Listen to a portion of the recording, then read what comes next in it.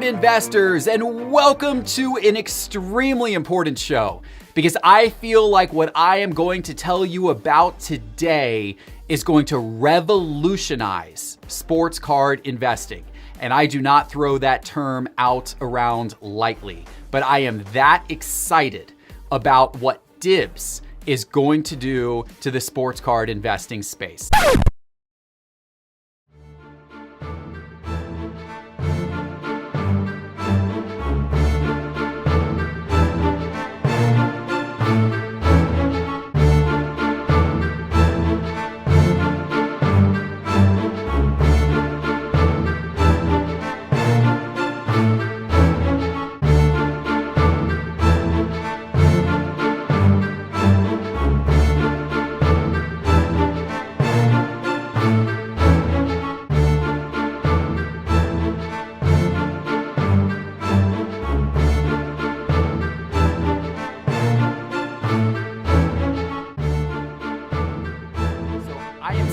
When I say I think this is the best combination I have seen of marketplaces, fractional ownership, NFTs, blockchain, digital. It is all together.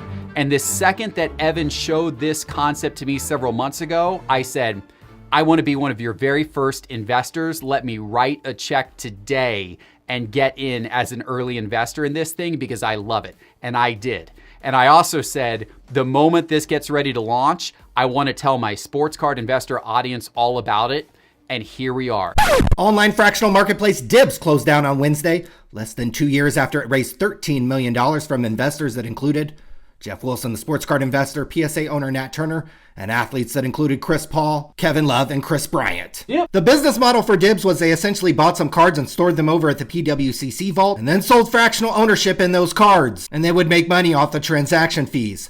Turns out this is a really stupid idea. So you can get in before the crowds on Dibs. Collectors like to clutch, hold, and fondle their cards. This has been true since the beginning of time. Kids used to put 1952 Topps Mickey Mantle cards in their bike spokes. Today, they put them in expensive plastic slabs. Oh my God, that's out. For some reason, all these tech bro dorks who got into the hobby around COVID thought they could turn your card collection into an E-Trade portfolio. Turns out they were wrong. Dibs will actually remain a company, so the guy running it can save some face. They say they will focus on their tokenization as a service business, which literally everyone watching has no idea what the that means. That's not content. So what does it all mean? Businesses come and go, some fail, some succeed. This one ended rather abruptly. For me, it does call into question the supposed success of the sports card investor, Geoff Wilson. This is a company he lists on his website as a fast-growing startup. I'm still waiting to find out what successful businesses Geoff Wilson has been involved with. Maybe some of you dorks who said we shouldn't talk about his PPP loans and the optics surrounding those can fill me in. His 352 marketing business, he said himself, the revenue with that plummeted during COVID. And when the pandemic hit, many of 352's clients were affected and cut back on their marketing spend. As a result, 352's revenue plummeted.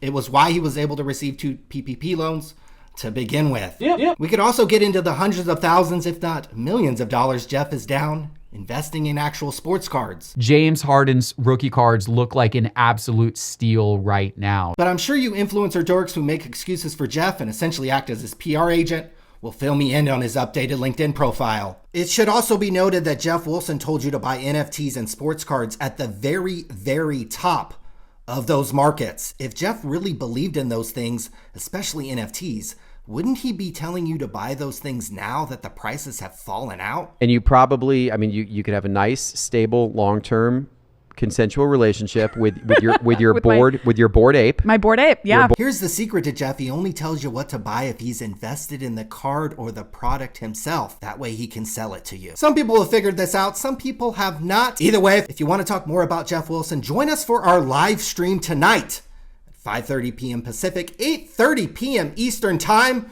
We will talk about Geoff Wilson and all the other news items surrounding the hobby. Haters of the program are welcome, and we hope to see some of you former Dibs investors there.